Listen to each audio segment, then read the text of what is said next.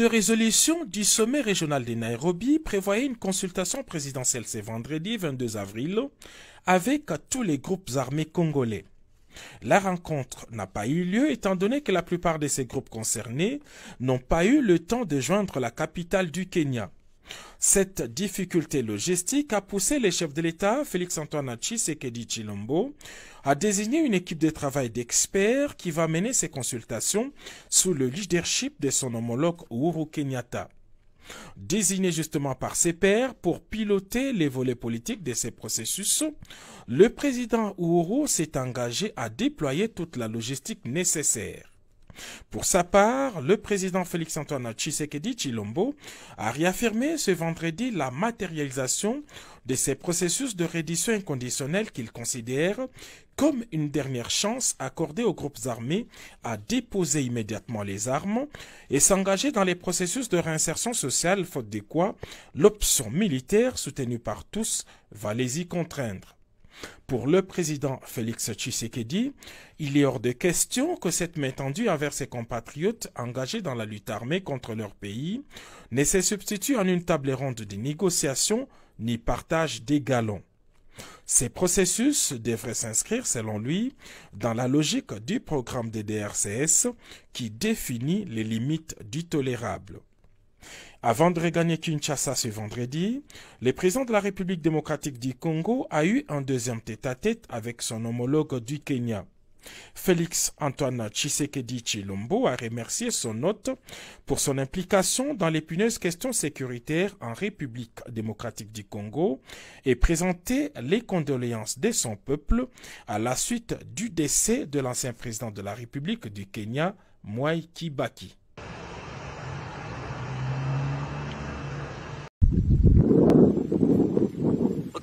Merci beaucoup, M. Esdras Tsongo. Pour votre première question, je réponds directement, puisque j'ai bien noté.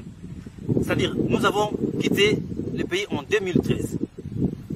Lorsqu'on a voté la résolution 2498, nous avons préféré, la haute hiérarchie avait préféré que nous puissions ne pas faire la guerre avec les Nations Unies. Car les M23 respectent les Nations Unies. Eh bien, nous avons jugé bon d'aller en Ouganda. Donc, nous avons fait les repris stratégiques pour nous d'aller en Ouganda. En Ouganda, nous étions dans un camp militaire qu'on appelle le camp Bianga Training School. Et de là, vous le savez bien, nous avons signé les accords de Nairobi en 2013.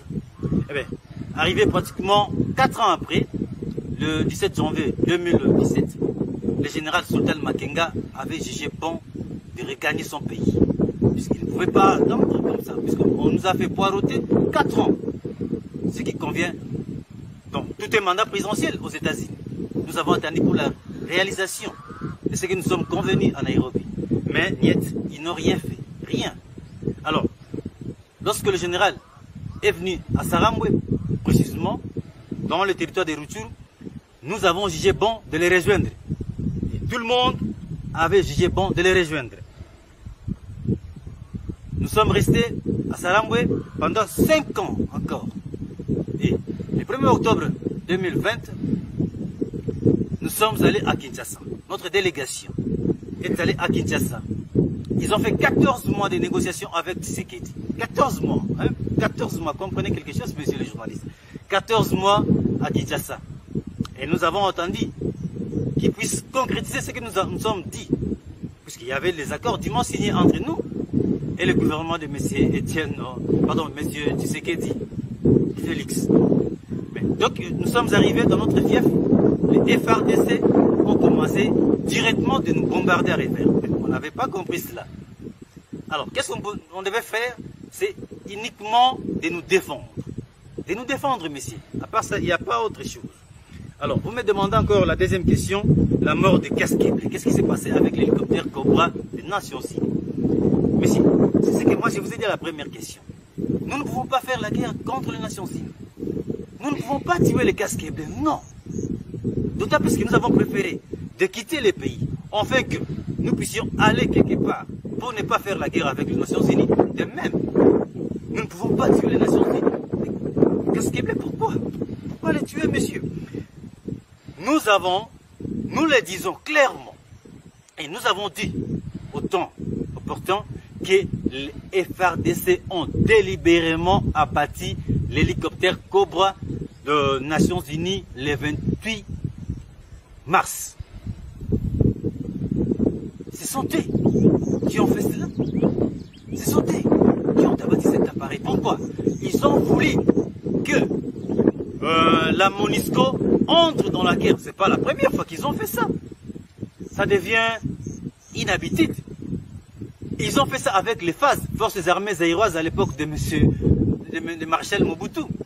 Souvenez-vous de la guerre de Kolwezi. Pour ceux qui lisent l'histoire de la République démocratique du Congo, ils ont fait ça à Kolwezi. Mobutu, qui était tellement en débandade, son armée était en débandade, car il était tellement coincé de toutes parts. Mais lorsqu'il a senti la pression, il a jugé bon de tuer les Occidentaux à Kolwezi. Il avait tué les Occidentaux pour que les Occidentaux lui viennent à la rescousse. Malheureusement, les Occidentaux ont écouté la voix de Mobutu, ils ont sauvé. Tout le monde connaît cette histoire. Mais ils ont fait ça aussi en 2013 avec l'M23. Souvenez-vous avec le gouverneur Julien Palu Kayonga. Comment le gouverneur Julien Palu Kayonga, un ancien de la rébellion de RCD KML, qu'est-ce qu'il a fait? Il a ligué la population contre les Nations Unies. Ils ont commencé à lapider les Nations Unies, à telle enseigne que les FARDC ont commencé à faire quoi? Ont commencé à tirer les obus sur la ville de Goma et Gisenyi au Rwanda. Vous savez vous-même la suite.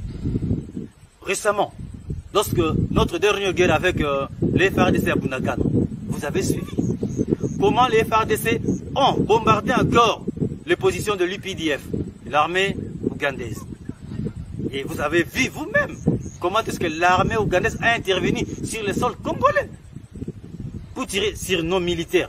Vous les savez, vous les avez vus dans des vidéos, messieurs. Donc, ce sont les FARDC qui ont abattu l'hélicoptère de la MONUSCO. Ok. Quant à la troisième question, directement, je vous réponds. Messieurs, nous n'avons pas besoin de notre dialogue. Comme tu le crois dans les sens où tu évoques. Nous avons déjà dialogué avec le gouvernement congolais en 2013. À Kinshasa, nous sommes allés 14 mois. Donc, c'est question qu'on soit sérieux, que le gouvernement soit un interlocuteur approprié. C'est seulement ça. C'est-à-dire, tout ce que nous avons dit, tout ce que nous avons signé, qu'on puisse concrétiser. Bon, s'il y a à amender, nous sommes quand même des humains. Nous allons amender ensemble et nous allons trouver les modus vivendi entre nous. Et directement, on trouve les modus operandi pour exécuter ce que nous sommes dit. C'est ça, monsieur. Ok. Vous me demandez encore le soutien du Rwanda. Messieurs, là, je vous dis, les Rwandais ne nous a jamais aidés, monsieur Estras. En aucun cas. Même pas avec une aiguille. Les Rwandais, non. Les Rwandais, non. Vous dites que d'où viennent les armes? Les armes, monsieur. Tous ceux qui ont des armes au Congo viennent d'où? D'où proviennent ces armes? Posez-vous la question aussi. ADF, ils ont des armes. Les FDLR, ils ont des armes.